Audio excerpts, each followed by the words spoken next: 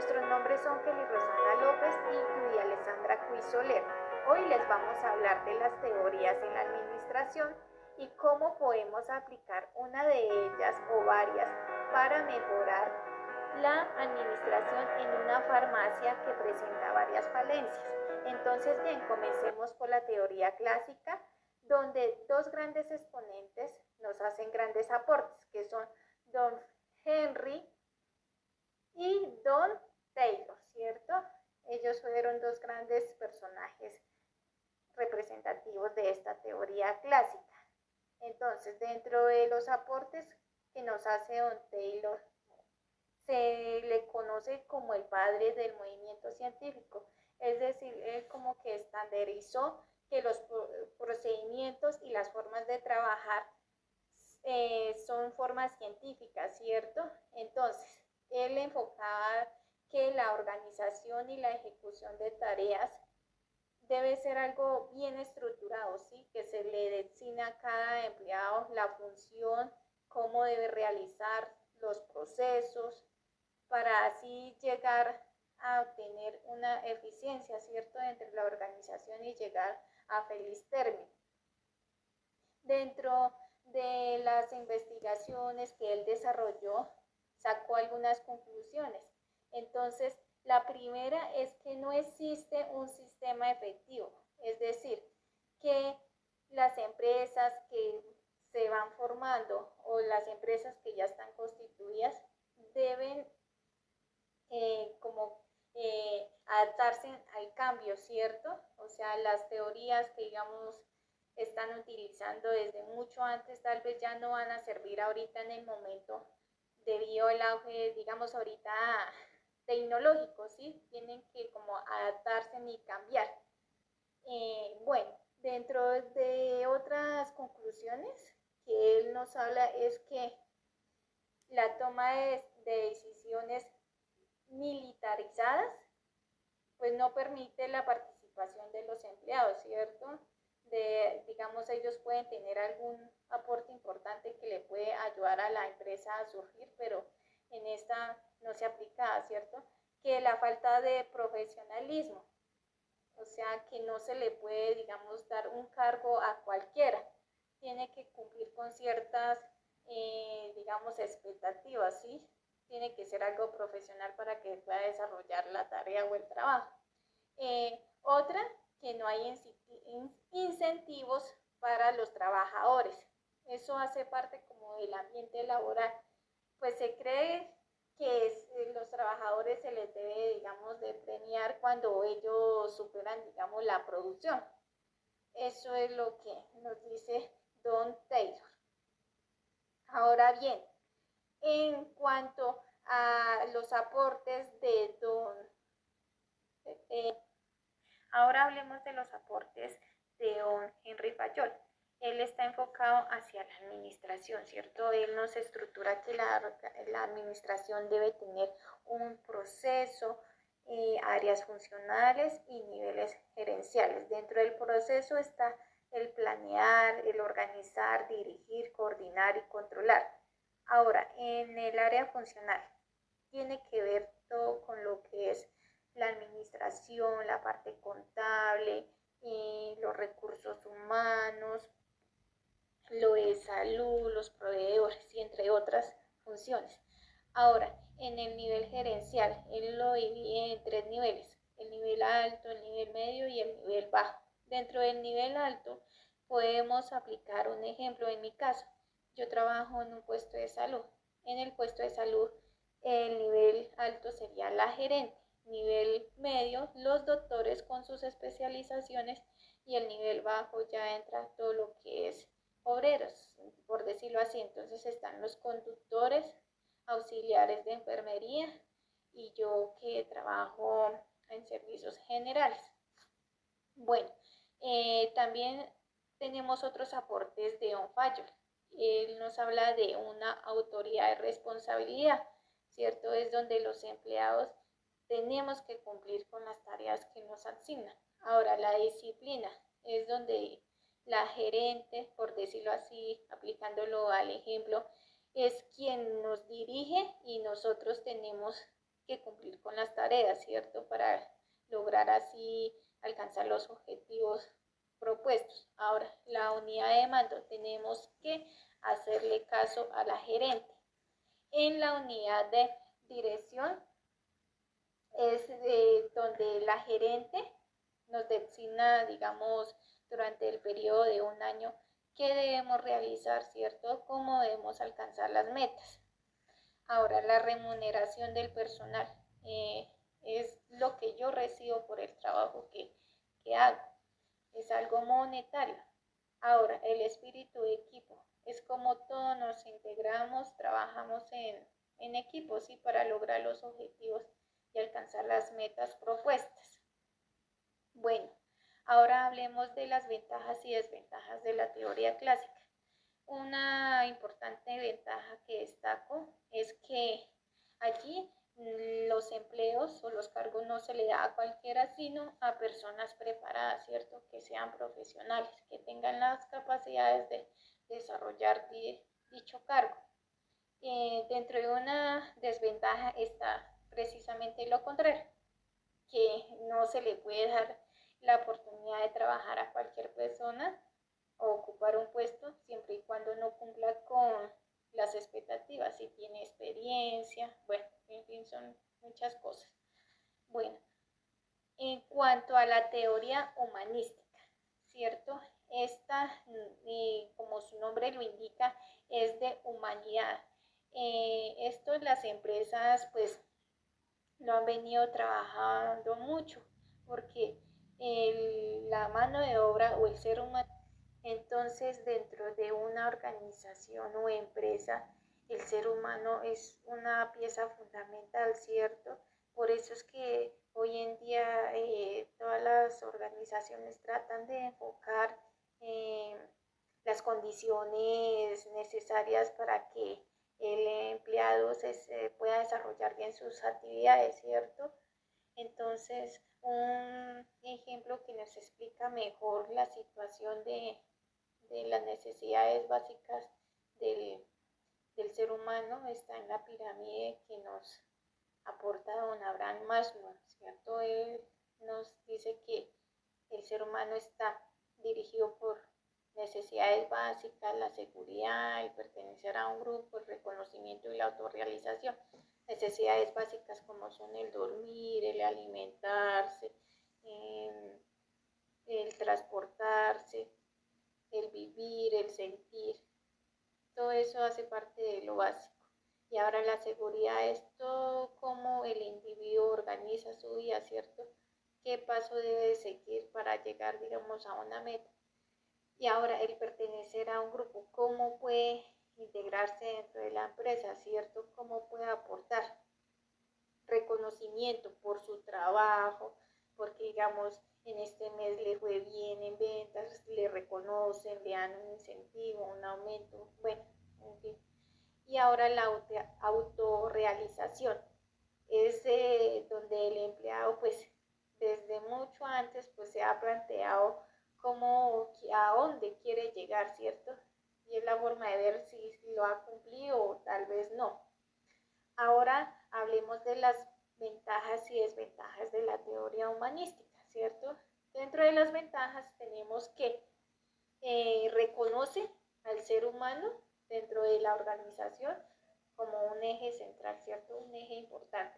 Ahora, que trabaja para mejorar las condiciones ambientales, ¿cierto? Como el empleador puede contribuir a que su empleado trabaje bien, ¿cierto? Ahora, en las desventajas, que tal vez se puede confundir esta teoría con algo psicológico, ¿sí? Como con un tratamiento psicológico, pero en sí tiene que ver con la administración, o sea, ellos tratan, sí, de ver a su empleado, de cuidarlo, pero para que éste le aporte a la empresa. Otra teoría importante dentro de la administración es la neoclásica, ¿cierto? Esta se destaca porque tiene una visión abierta, o sea, ella sale a ver qué hay en su entorno y de acuerdo a eso pues tomarlo y poder como hacer cambios, ¿sí? Como dar una respuesta a lo que se le está exigiendo afuera. Entonces, hay partes importantes que se destacan como es la planeación, la organización, la dirección y el control. Sus principales fundamentos están basados que los resultados son una actividad básica del ser humano, ¿cierto? En sí, o sea, el ser humano es muy primordial.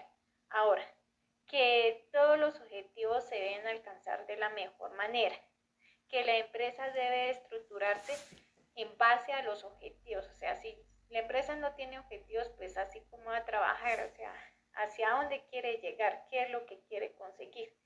Y otro factor fundamental es que tiene en cuenta mucho las ideas de los empleados, o sea, ella sí no es receptiva, sino por el contrario, escucha y de acuerdo a eso, pues puede que le aporte sí algo que le ayude a salir adelante a la empresa. Ahora, dentro de las ventajas y desventajas de esta teoría neoclásica, entonces ventajas, pues que esta se aplica mucho a las empresas que son pequeñas y ahora que se tiene claridad en la división de las tareas, que se tiene en cuenta la opinión de los empleados, ¿cierto? Que le pueden aportar a dicha empresa. Ahora dentro de las desventajas está la reducción de mano de obra. Sí, pues muy pocos empleados trabajan en esa empresa pequeña. Y ahora que de pronto algunas veces se limita para innovar y cambiar, por lo que es pequeña, entonces necesitaría pues agrandar. Hola, le habla Judy Alexandra Coy. Voy a hablarles hoy de la teoría sistémica. Esta se dio en los años 60 por Ludwig von Bertalanffy. Decimos que la teoría sistémica es un conjunto de sistemas interno y externo el cual se va afectando por el entorno. Esta teoría considera que la empresa es un conjunto de partes que se interrelacionan e interactúan, pero enfatiza sobre la influencia del entorno en la actividad de las organizaciones.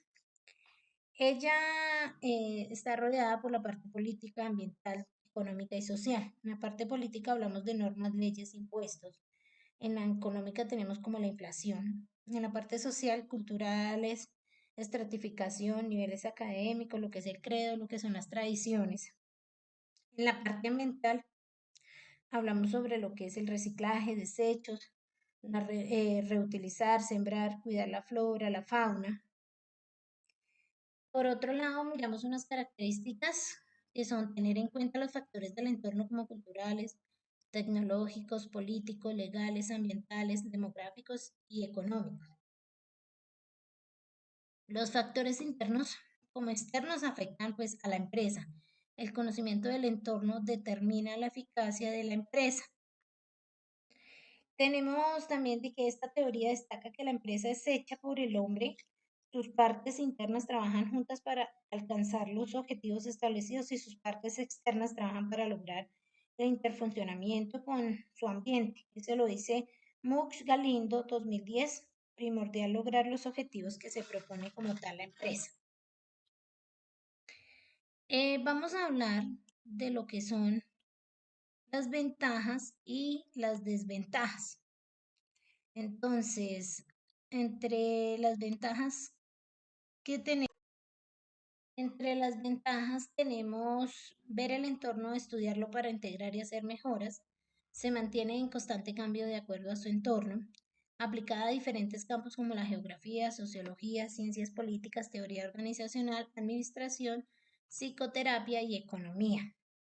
También decimos que la visión es más amplia de lo que es el sistema de organización. eh, Supervisión y control estricto de decisiones, comunicación rápida entre el empleado y sus superiores. Vamos a hablar de las desventajas. Pueden presentar dificultad ya que se requiere de tiempo para hacer estudios sobre el entorno. No sigue un sistema lineal, sino varios. Crea organizaciones homogéneas. Ahora vamos a hablar de lo que es la teoría burocrática. Entonces, esta se dio sobre el siglo XX por Max Weber, Robert Merton y otros que hicieron aporte a ella. Decimos que esta teoría Se fundamenta en la racionalidad y la meritocracia como criterios para lograr la eficiencia de las empresas. Se debe manejar mediante normas escritas, basarse en la división sistemática del trabajo y fijar reglas para el desempeño en cada grupo. Algunas características, entonces, carácter legal de normas, división sistemática, actividades de la organización, definición de cargos. Las organizaciones no deben ser administradas por los propietarios o inversionistas, normas y procedimientos. Entre ventajas y desventajas, entonces vamos a hablar de las ventajas que tiene esta. Asignación de tareas adecuadas y claras, se tiene en cuenta las habilidades y por consiguiente hay incentivos, toma de decisiones rápida de acuerdo a procesos ya establecidos, consistencia y confiabilidad, se elimina la discriminación del personal. También decimos que la jerarquía formalizada y el trabajo está dividido, perdón. De las desventajas, entonces, resistencia al cambio, es decir, les gusta lo monótono, estricto seguimiento de reglas y procesos, prevalece la jerarquía, es decir, las decisiones pueden ser tomadas de alguien que no es apto, dificultad en la atención a clientes y conflictos con el público.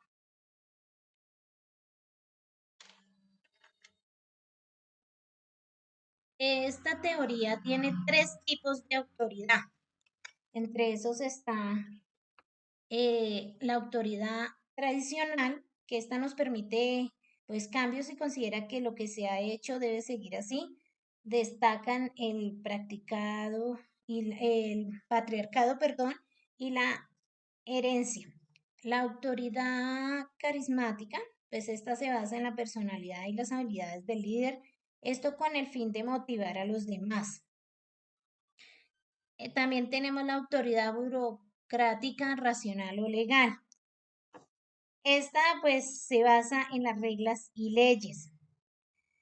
También decimos que la organización burocrática de Weber describe como ideal una pequeña estructura jerárquica que tiene roles estrictamente definidos, un pequeño número de directivos, comunidad de mando, que controlan a un gran número de trabajadores.